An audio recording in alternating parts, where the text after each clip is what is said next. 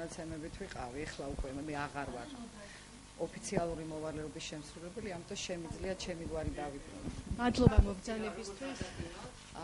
წავადგინეთ ესე 53 საჯარო სკოლის დირექტორის მოვალეობის შემსრულებლის ყოფილი მოადგილე. მადლობა მობრძანებისთვის, დავიწყოთ.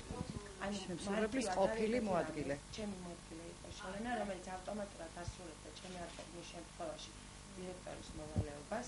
შესაბამისად, გათავისუფლების შემდეგ შოლენა შეიძლება ავტომატურად გამختارიყო, ის იყო სამინისტროს ტრადიციული სხდვა და შესაბამისად მართლაც უნდა იზრდება საქმე, თუმცა 40 წუთში ჩემი ბრძანების მოსვლიდან შოლენამ მინისტრის სახელზე დაწერა გათავისუფლების ბრძანება, რომელიც რა თქმა უნდა არ გაუკმაყოფილა.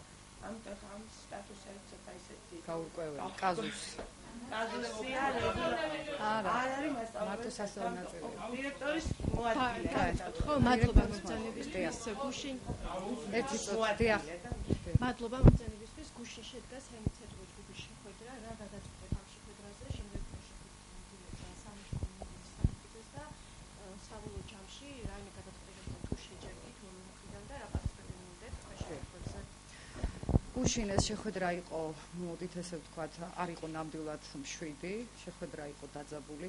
ჩვენ ქალბატონ თამარს თხოვეთ პირველი უკან წაეყო, შეეცვალა თავისი ბრძანება გათავისუფლების შესახებ, ქალბატონი ლარი ამინაშვილის გათავისუფლების შესახებ, მეორე ასევე შეეცვალა ბრძანება გაფრთხილების შესახებ.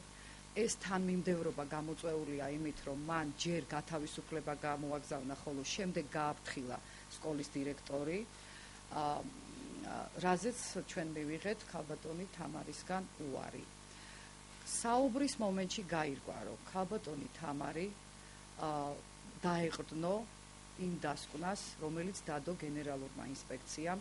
ჩვენ საუბრის მომენტში რამდენიმე დეტალზე იქვე ავუხსენით, რომ ეს დასკვნა იყო არასწორი, ტყუილი და ვუთხარით, რომ ქალბატონი თამარი არის შეყვანილი შეცდომაში. და ვკითხეთ ასეთი რამ, თქვენ იზიარებთ თუ არა პასუხისმგებლობას ამ დასკვნასთან დაკავშირებით. მან გითხრა, რომ ის პასუხისმგებლობას არ იზიარებს დასკვნასთან დაკავშირებით. მეორე კითხვა იყო ასეთი, თუ ეს ასია, მაშინ გითხარით, რატომ გაათავისუფლეთ ქალბატონი მარიამ? მან გვიპასუხა, თუ ეს დასკვნა შეიცავს შეცდომებს, დავსჯი გენერალური ინსპექციის ამ ჯგუფს, რომელმაც ეს დასკვნა დადო. ჩვენ დავწმუნდით, რომ ქალბატონი თამარი ენდო მხოლოდ ამ დასკვნას, მას არ უნახავს ის დოკუმენტები, რომლის საფუძველზეც დაიწერა ეს გადაწყვეტილება, ეს ბრძანება. ჩვენ ვართ ძალიან ისეთ არასამართლებრივ სიტუაციაში რა მხრივ. გაფიცვის გადაწყვეტილება, როდესაც მივიღეთ, გავაგზავნეთ კანონის მიხედვით თხოვნა მედიატორის დანიშვნის შესახებ ჯანმრთელობის დაცვის სამინისტროში და საქართველოს განათლებისა და მეცნიერების სამინისტროში. ჩვენ 24 საათში ველოდებოდით მედიატორს. ქალბატონმა თამარმა მედიატორის ნაცვლად გამოგვიგზავნა უკვე ახალი დირექტორის მოვალეობის შემსრულებელი. თუმცა მას სრულიად ჰქონდა უფლება გამოეგზავნა ასეთი ბრძანება. განიხილოს სამეურვეო საბჭომ ეს დასკვნა და მხოლოდ ამის შემდეგ გადაგვეწყვიტა ჩვენ ქალბატონი ლარი ამინაშვილი დარჩებოდა თუ არა. რაც შეეხება იმ ბრალდებებს, რომელიც არის ასეთი, ქალბატონი თამარი ამბობს, რომ ეს დოკუმენტი შეიცავს სამართლებრივ ასე ვთქვათ რაღაც დეტალებს და გადააგზავნეს პროკურატურაში. ნამდვილად შეშინდა ქალბატონი თამარი, მან ვერ აიღო თავის თავზე ეს გადაწყვეტილება და მინდა განვაცხადო, რომ ამ დოკუმენტში, დასკვნაში არც ერთ ხაზში არსად არ წერია სიტყვა, ასე ვთქვათ, ბიუჯეტის გაფლანგვა, მითვისება და აი ესეთი იურიდიული ტერმინები, რომელიც ითვალისწინებს შეიცავს სისხლის სამართლის დანაშაულს. მხოლოდ და მხოლოდ ერთ ადგილზე არის ასე ვთქვათ, ჭყალებში გარღვევა 0.64 თეთრი, რომელიც იურისტებმაც კი იციანო, არ უნდა მითითება უნდა მისცემ, მხოლოდ 0.64 თეთრს გადაიხდის სკოლა და ჩვენ ეს უკვე გადავიხადეთ გუშინ და ნახეთ როგორც და ამით ამოიწურებოდა ნამდვილად ეს, ასე ვთქვათ, პრობლემა. ყველაზე ცუდი ის იყო, რომ ქალბატონმა თამარმა მხოლოდ ჩვენი შეხვედრის დროს გადაფუცლა დასკვნა და ნახა, რომ თურმე შესწავლილია 2012 წლიდან ეს სკოლა, ანუ ბუღალტერია და ასე შემდეგ და ბუღალტერმა უთხრა, რაც შენიშვნები იყო 2012 წელს, ეს ყველაფერი აღმოფხრილია, მხოლოდ მაშინ ჩახედა, რომ ნამდვილად იქ 2012 წელი იყო მითითებული. თუმცა იმ წერილში, რომლითაც შემოვიდა იმ ბრძანებაში, რომლითაც შემოვიდა გენერალური ინსპექცია, მითითებული იყო 2013-2014 წლები, იანვრიდან იანვრამდე. ჩვენი შემდგომი ნაბიჯები იქნება ასეთი. ვაგრძელებთ პროტესტის გამოხატვას, ვითხოვთ ისევ და ისევ მედიატორის გამოგზავნას. ეს გამოიწვია გაგრძელება პროტესტის წუხანდელმა ფაქტმა. როდესაც ბავშვები, მე-12 კლასელები მეცადინეობენ ბოლოზარია, მალე მოგეხსენებათ და ჩვენ პედაგოგები და სასწავლო ნაწილი, ესეთ მშობლებიც დაარაჯობთ ბავშვებს, რომ ყველაფერი იყოს რიგზე. 9-ის ნახევარზე რესურს ცენტრის უფროსი, იურისტი და სამინისტროს წარმომადგენელი ახალ დირექტორის მოვალეობის შემსრულებელთან ერთად დაგვადგა თავზე და მოგთხოვა ოთახების დალუქვა. მასწავლებლები გამოვიდნენ იმ ოთახიდან, სადაც შევიდა ეს ქალბატონი. სამწუხაროა ეს ძალიან, რა თქმა უნდა, ზუსტად მესმის, მაგრამ ჩვენ არ შეგვეძლო გადაგვეცა გასაღები იმ ადამიანის, რომელიც იქ არ იმყოფებოდა. ქალბატონი მარიამი არ იყო სკოლაში და ჩვენ ვერაფრით ვერ გადავცემდით ამ ადამიანს ამ გასაღებს. ეს ერთი, მეორე, ეს იყო ღამის 9-ის ნახევარი, არასამუშაო საათები, ამიტომ ჩვენ ძალიან ვიუხერხურეთ, როდესაც მოგვიწია ამ ქალბატონის უკან გასტუმრება. ქალბატონი ეკა აცხადებს, რომ ხუთშაბათიდან შეუდგება მუშაობას. ჩვენ რა თქმა უნდა არ შეუშლით ხელს მის სკოლაში მობრძანებას და ჩვენი მოთხოვნები ისევ რჩება მოთხოვნებად. ჩვენ გავამზადეთ წერილი ყველა საელჩოს მიმართ, რომელსაც ხვალ წარვადგენთ და ჩავაბარებთ ამ წერილს, სადაც ვითხოვთ გამოგვეხმაურონ, ჩვენ შეგვიძლია გადავაგზავნოთ ყველა დოკუმენტაცია, რომელიც ეხება ქალბატონი ლალი რამინაშვილის მოღვაწეობას სკოლაში. ჩვენ ხვალ აუცილებლად დავიქირავებთ კერძო აუდიტს, რომელიც დაიწყებს ამ დოკუმენტაციის შესწავლას. ჩვენ ხვალ აუცილებლად მიმართავთ პრემიერ-მინისტრს წერილით, პრეზიდენტს, არასამთავრობოებს, არასამთავრობო მოქალაქეს, ალბათ მისთვის ეს პირველი საქმე იქნება და დაველოდებით შედეგებს. ოთახების დალუქვა მოითხოვა იმ მოტივით, რომ მე არ ვიცი, აქ რა მოხდება, შეიძლება რამე დაამტრიოთო, პირდაპირ ესე გითხრა ქალბატონმა ეკა. ანუ მოვალეობის შემსრულებელმა. სასწავლო პროცესი ანუ სასწავლო პროცესი როგორ იქნება? მივა ახალი დირექტორი ხუთშაბათიდან, ხვალიდან მივა ახალი მოსწავლეების პოზიცია აპირებენ თუ არა? მოსწავლეების პოზიცია დღეს როგორც იკვეთება, ბავშვები ისევ იქ არიან. იცით რა, დღეს ამბობენ, რომ ისინი არ შევდნენ გაკვეთილებზე, და მე ზუსტად ვერ გეყვით. ჩვენ ამას არ მოუწოდებთ. მარიამი აქ იმიტომ არ ზის, რომ ის არის ჩვენი აფიცვის თუ ამ პროტესტის მონაწილე, ნამდვილად არ არის ასე. გუშინ ქალბატონი ეკა, როდესაც მობრძანდა, მარიამი იქ არ დახვედრია. მარიამი ეს 2 დღე აღარ იმყოფება ჩვენს გვერდით. იმიტომ რომ თავის, ასე ვთქვათ, საქმე აქვს გასაკეთებელი იმ ხრივ, რომ სასამართლოში შეაქვს კერძოდ, ასე ვთქვათ, ეს სარჩელი. ასე რომ ხვალ ზუსტად მე ვერ გეტყვით ბავშვები რას იზამენ.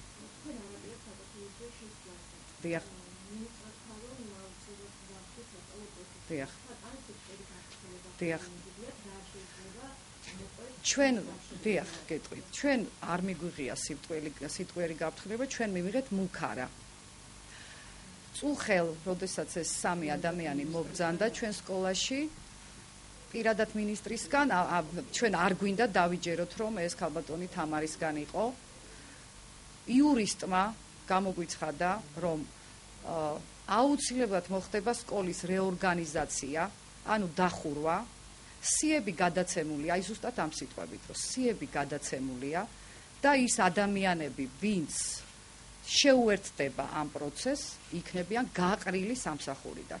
მინდა ასევე გითხრათ, სანამ აი ჩვენ პროტესტს გამოვხატავდით, ბატონმა, სახელი არ მახსოვს, ონოფრიშვილმა, კერძო საუბრებით შემოგვითვალა, რომ თუ ვინმე შეუერთდება ამ პროტესტს, მიყვება მარიამს, აი ამ სიტყვებით. ჩვენ ნამდვილად აღარ გვინდა, რომ ასეთი სიტყვები მოვისმინოთ საქართველოში. მე პირადად 41 ნომერი მართლა იმიტომ შემოვხაზე, რომ აი ამ სიტუაციით ვიყავი გამწარებული და აღელვებული. დიახ. სხვაც რა. ქეთი, მოდი შენ ახლა ამ კითხვაზე შენ შეგიძლია გავუკვირდე.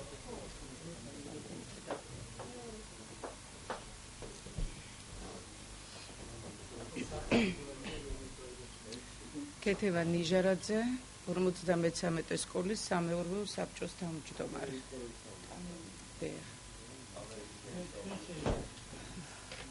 ჩემთან იყო ასეთი შეკითხვა, პედაგოგების ნაწილი. არის პედაგოგთა ნაწილი, რომელიც არ დგას ჩვენთან, მხოლოდ იმიტომ, რომ ეს ის ნაწილია პედაგოგებისა, რომლებიც წლების მანძილზე ცდილობენ სასწავლო პროცესის არევას. არიან ადამიანები აქ, რომლებიც იყვნენ თანამდებობაზე, მანამდე სკოლაში, ქონდათ გახსნილი ფართო ასპარეზი, იყვნენ ნაციონალური მოძრაობის მხარდამჭერები და მეგობრები ყავდათ ძალიან ახლობლები ამ პარტიიდან და ხელისუფლებიდან. ამით სარგებლობდნენ ისინი, აკეთებდნენ რასაც უნდოდა იმას სკოლაში და შემდეგ, როცა მათ შეეკვეცათ ამის კეთების საშუალება, დაიწყეს ბრძოლა დაკარგული ადგილების მოსაპოვებლად. აი ესენი არიან იმ მასწავლებელთა ნაწილში, ძირითადად მოქმედებს რაღაც ჯგუფი, რომელიც მუშაობს დანარჩენებთან. აი ახლა ეს ადამიანები იყვნენ ისინი, რომლებმაც შარშან ერთი ადამიანი, ქალბატონი ჩოქური, რომელმაც ჩაშალა, უნდოდა ჩაშლა უფრო სწორად კატის გამოცდებში, ბიოლოგიის გამოცდის ჩაშლა უნდოდა, 40 წუთით ადრე გააკეთა განცხადება, რომ ტესტები გასულია და ბავშვებმა იციან ამის შესახებ, არადა შემდგენელიც თვითონ იყო და თვითონ არის ბიოლოგიის მასწავლებელი. იმ წუთშივე დირექტორმა გამოიძახა გენინსპექციის წარმომადგენელი, რომ დაფიქსირებული იყო ეს ყველაფერი. რაღაც 9 საათის განმავლობაში გაკეთდა სასწრაფოდ ახალი ტესტი გენინსპექციის წარმომადგენელთა თანდასწრებით და საბედნიეროდ გამოცდა არ ჩაიშალა. ესეც უნარია, რომ მოახერხო და არ ჩაშალო კატის გამოცდა და გქონდეს შესაძლებლობა იმისა, რომ მოამზადო ახალი ტესტი. დიდი უნარია ეს დირექტორისა. აი ამის გამო მოხდა, რომ გაფრთხილება მოვიდა სკოლას მაშინ.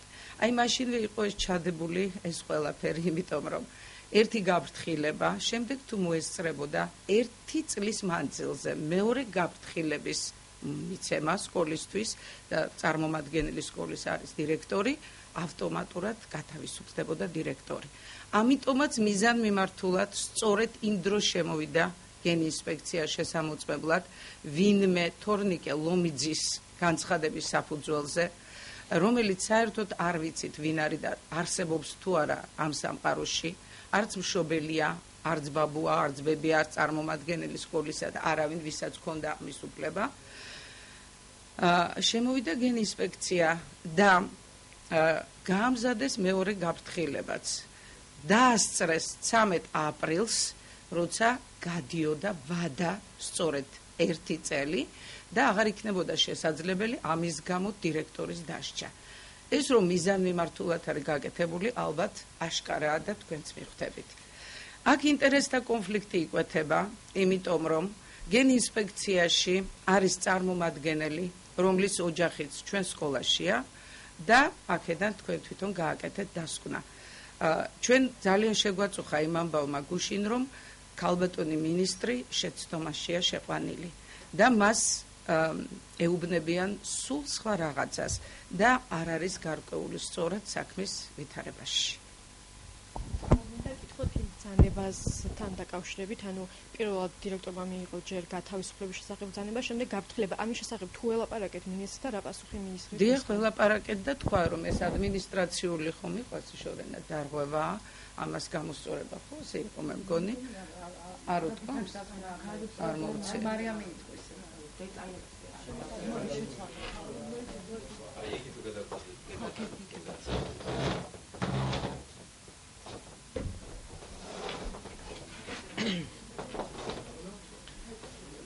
ბრძანებასთან დაკავშირებით მარიამ რამინაშვილი ოფიციალურად ლალი რამინაშვილი და სწორედ ბრძანების მოშველების დროს ქალბატონი შორენა ამბობდა ოფიციალურ სახელს და თუმცა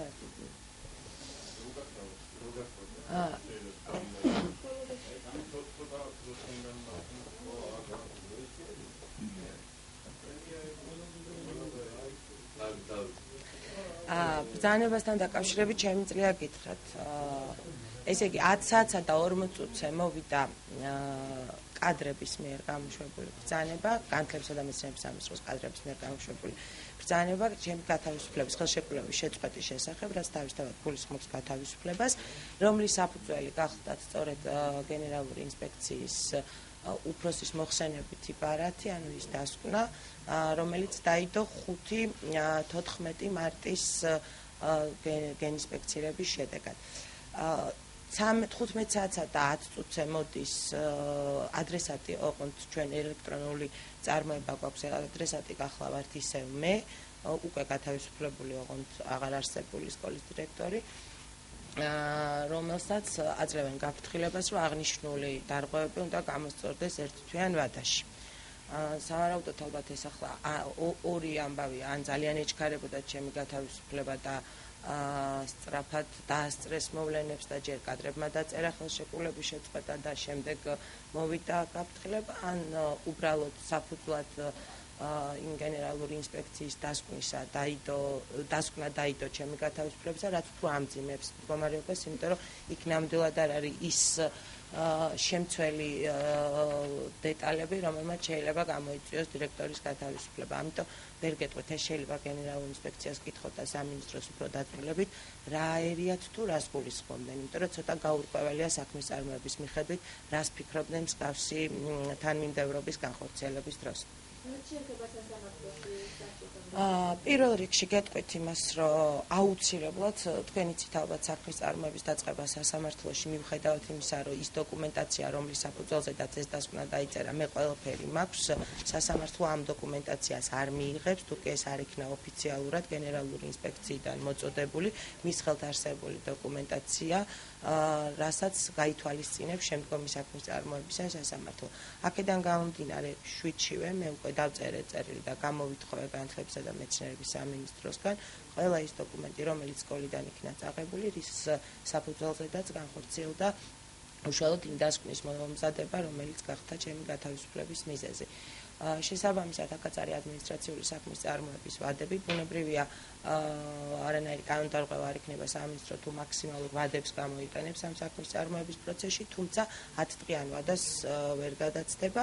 შესაბამისად, სარჩელის მომზადებას დიდი პრობლემა არ ექნება, იქიდან გამომდინარე, რომ მოსამზადებელი თითქმის არაფერია განსაკუთრებული, ალბათ მოწოდებიდან მეორე დღეს მე უკვე სასამართლოში შევიტან სარჩელს აღნიშნული დასკვნის გასაჩივრებასთან დაკავშირებით. სარჩელში იქნება ალბათ ორი მიმართულებით, ახლა მე როგორც ხვდები არაპროფესიონალი, თუმცა ჩემი სურვილი არის ასეთი, რომ ორი მიმართულებით, ორი სეგმენტით მოხდეს სარჩელზე საუბარი. ერთი ის, რომ აღნიშნული დასკვნა არ არის სწორად და არ ეყრდნობა იმ დოკუმენტაციას, რომელიც არსებობდა და მეორე აღნიშნული დასკვნები არ იყო საფუძველი გათავისუფლების. იცით, ამას აღარ სჭირდება მოთხოვნა. ეს ავტომატურად გულისხმობს ამ ნაბიჯს გამომდინარე იქიდან, რომ თუ კი სასამართლოში მე ვიქნები გამართლებული, ბუნებრივია ავტომატურად ეს გამოიწვევს იმ ბრძანების გაბათილებას, რომლითაც შეწყდა ჩემი ხელშეკრულება. დიახ.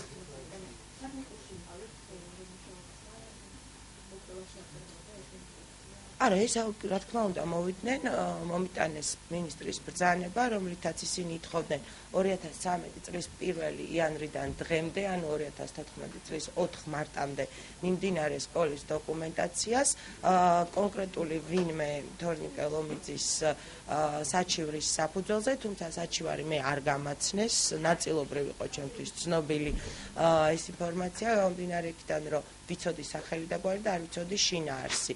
რაც შეეხება ბრძანების პუნქტებს, მინისტრის ბრძანების პუნქტებს, იქ იყო მხოლოდ ერთი პუნქტი, რაც გულისხმობდა ფუნქციათა გადადელეგირების, გადანაწილების შემოწმებას და მეორე პუნქტი იყო და მიმყოლ დოკუმენტაციას. როგორც აღმოჩნდა, ეს არ იყო მარტივი გეინსპექცირება, იმიტომ რომ ახლა ჩვენ განათლების სისტემაში ძალიან დიდი ხანია ვმუშაობ და ზუსტად ვიცი, ეს იყო საკმაოდ საფუძვლიანი რევიზია ყველა დოკუმენტის შესწავლა, არა კონკრეტული ერთი რომელიმე საჩივრის, ან ერთი მიმართულების საჩივარში დაფიქსირებული ერთი მიმართულების საფუძველზე, არამედ საკმაოდ საფუძვლიანად სრული მიმყოლი დოკუმენტაციის. მათ შორის ჟურნალის წარმოების წესებიც კი შეამოწმეს და ნახეს პირად საქმეში ნოტარიულად დამტკიცებული ასლები, ციდოდნები და მიღება ეს მოსწავლეთა მიღება ამ ორი წლის ბრძანებები თუ.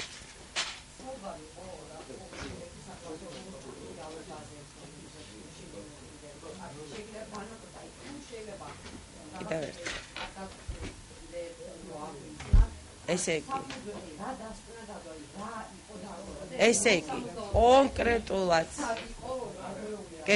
კონკრეტულად, ესე იგი. მე გეტყვით, რომ სკოლაში არსებობს 24 იჯარა. ეს თქვენ შეგიძლიათ უბრალოდ შემთხვევითი შერჩევის პრინციპით გადაამოწმოთ ყველა დიდ სკოლაში. აი ამ წუთში არ არსებობს მსგავსი ციფრი, გამომდინარე, რაც გულისხმობს იმას, რომ ნებისმიერი ფართი არის გაიჯარებული. აგარ იჯარის გაიჯარების წესების დარღვევაზეა, წარმოებაზეა საუბარი, თუმცა ესეც 2012 წელს სამდღიანი გამოცხადების ვადა, მინიმალური ვადა აუქციონზედების განსაზღვრული 5 დღის ნაცვლად. მოგეხსენებათ 2012 წელს მოხდა სწორედ ამ ცვლილების აუქციონის წესის ცვლილების შეტანა, სადღაც გამოცხადებულ აუქციონის გამოცხადებისა და კანონის შეცვლას შორის არის სადღაც 15-20 დღიანი სხვაობა. შესაბამისად, ჩვენ ვაწარმოეთ წინა კანონით 2012-ში გამოცხადება, მაგრამ არავინ არ დაზარალებულა. გამომდინარე იქიდან, რომ აუქციონში ერთი მონაწილე პირი დაფიქსირდა იმ 3 დღის განმავლობაშიდაც და ანუ ამით ის არავის არ მიუღია. თუმცა თუნდაც ეს იყოს 2013 წლის 24-ვე იჯარა გამოცხადებულია 5 დღიანი საქმის წარმოების წესის მიხედვით.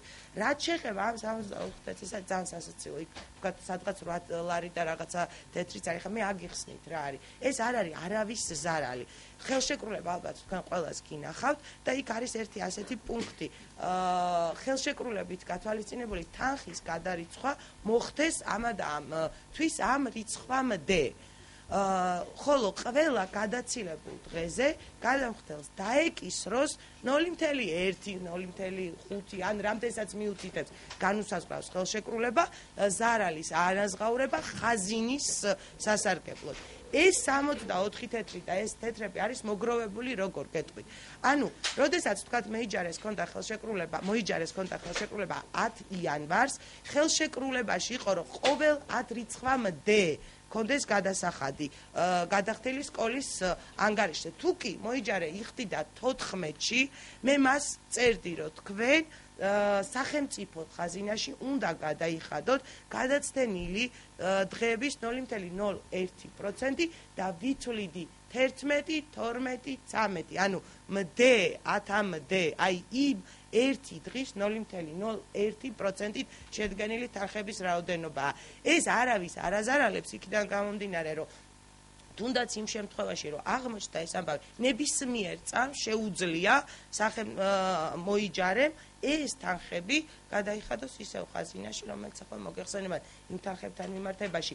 თუმცა იცოდეთ, რომ ნებისმიერ დღეს ასეთი იგივე ხალხს, ვისაც ეს 64 თეთრი აკლია ხაზინისთვის, ან თქვათ ლარი და რაღაც თეთრები, ასეულობით ლარი აქვს გადახდილი ხაზინაში. ანუ ისინი არ გაურბიან. ასევე არის იქ ასეთი ბიუჯეტის თანხების განკარგვასთან დაკავშირებით. არის ასეთი პუნქტი, რომ ბიუჯეტიდან არასწორად ხორციელდებოდა თანხების გადარიცხვა. მე აგიხსნით რა ხდება. როდესაც გაქვს გაიჯარებული ფართი, რომელშიც კომუნალური მომსახურება არ შეიძლება იყოს გამხოლოებული. გამომდინარე იქიდან, რომ ეს არის იყოფს ამ ფართს საათების მიხედვით თვითონ სკოლა და მოიჯარე. მაგალითად, სპორტული დარბაზი. დღის პირველ ნახევარში სარგებლობს სკოლა. დღის მეორე ნახევარში არის შესული მოიჯარე. საათების და წუთების დათვლა გამოყენებულ კომუნალურ გადასახადებთან მიმართებაში ხდება სპეციალურად შემუშავებული წესის მიხედვით, რომელიც დარღვეული არ არის და რომლის მიმართ არანაირი პრეტენზია არც ამ გენერალურ ინსპექციას არ გააჩნიათ აი ამ დასკვნის შესაბამისად. ანუ თუ მაგალითად 8-ში აქვს გადასახადი მას კომუნალური რო არის მისი რიცხვი და არ გადაიხადა, მე უნდა ჩამიჭრან დენის წყარო, რომლითაც ზარალდება სკოლა. შესაბამისად, მე ვიხდი ბიუჯეტიდან, ანუ არ უნდა გადავიხადო, მაგრამ ვიხდი, თუმცა არ არსებობს თქვენ რომ ნახოთ დოკუმენტაციებში მაქსიმუმ 5-6 დღიანი ბადაა დარღვეული გადახდიდან მერე უკვე გადახდილი თანხის შემოსვლამდე დღესდღეობით სკოლას ასეთი სხვაობა ბიუჯეტის ზარალთან დაკავშირებით 0 აქვს, უბრალოდ არის დასწრება, რომ ბიუჯეტიდან მოხდა კომუნალური გადასახადების გადახდა და შემდეგ მოგვიანებით 1 დღით გვიან, ზოგ შემთხვევაში 6 დღით გვიან გადაიხადა მოიჯარემ აღნიშნული კომუნალური გადასახადი. არ არსებობს, ეს არის ცოცხალი პროცესი, ეს არის სკოლა, ეს არის მართვის ტექნოლოგია პარალელურად, თუ არ გაიჯარებ სკოლას ვერ ამუშავებს სტანდარტულად ჩვეულებრივად ბიუჯეტიდან შემოსული სახსრებით, სადაც 70% მიდის ხელფასზე და 20% ეს ყველაზე კარგ შემთხვევაში 20% ეს გახლავთ იგივე ბიულეტენების ანაზღაურების ადამიანებს ხონდა აუნაზღაურო კანონით მისთვის მინიჭებული თანხა დღეების გაცდენილი დღეების რაოდენობა. გარდა ამისა სკოლას ჭირდება თქვათ კომუნალური გადასახადები აქვს უამრავი. შეუძლებელია რომ 53 სკოლამ იჯარის ფართების გარეშე იფუნქციონიროს უბრალოდ, იმიტომ რომ მინიმუმ ვერ გადაიხდის გაზის გადასახადს.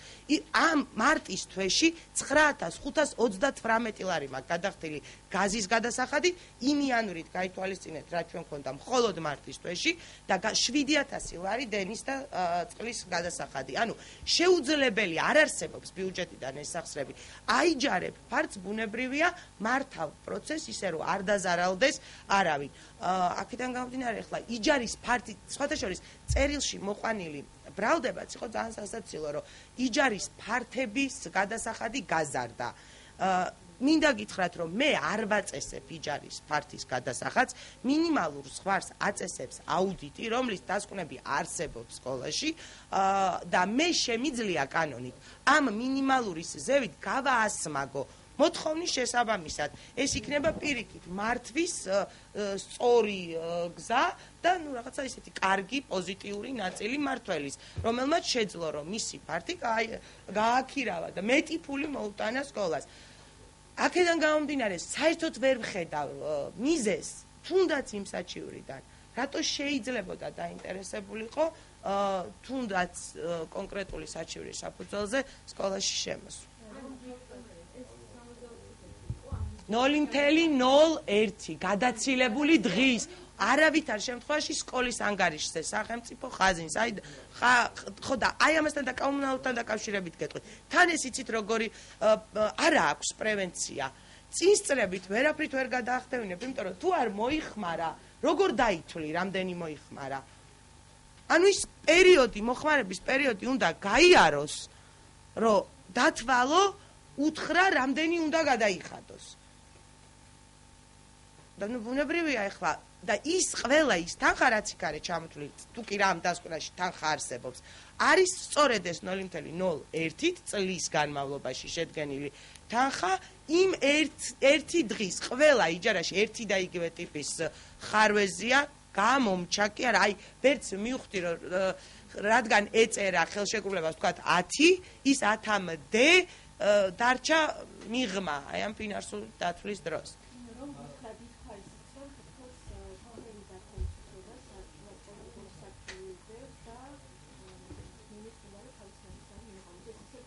მე გეტყვით რომ იგივე თქვენი კითხვიდან გამომდინარე მე მგონი ეს ორი სეგმენტია ეს უფრო ნეპოტიზმია ვიდრე პოლიტიკური სარჩული არც ერთის ანუ ნეპოტიზმის დადასტურება არ შემიძლია იმიტომ რომ ამ ახალი დირექტორს საერთოდ არ ვიცნობ ჩემი ძალიან დიდხნიანი მოღვაწეობის პროცესში და განსაკუთრებით საქართველოს მასშტაბით ყველა სკოლასთან და ყველა დირექტორთან ოღონდ ამას ვაცხადებ სრული პასუხისმგებლობით სრულიად საქართველოს მასშტაბით მე ვყოფილ ვარ კოდორის სკოლებში და განათლებისა და მეცნიერების სამინისტროს ეგიდით მიტარებია კოდორის ჩხალთის და საკენის სკოლებში ტრენინგები აი იქიდან მოყოლებული მე ქალბატონი არ შემხვედრია ჩვენი გზები არ გადაკვეთილა თუმცა ეს არ ნიშნავს იმას რომ მე მის კომპეტენციას ეჭვის ქვეშ ვაყენებ და მით უმეტეს არ ვიცი მისი ნათესაური კავშირების შესახებ თუმცა გათავისუფლების არა საკმაო საფუძველი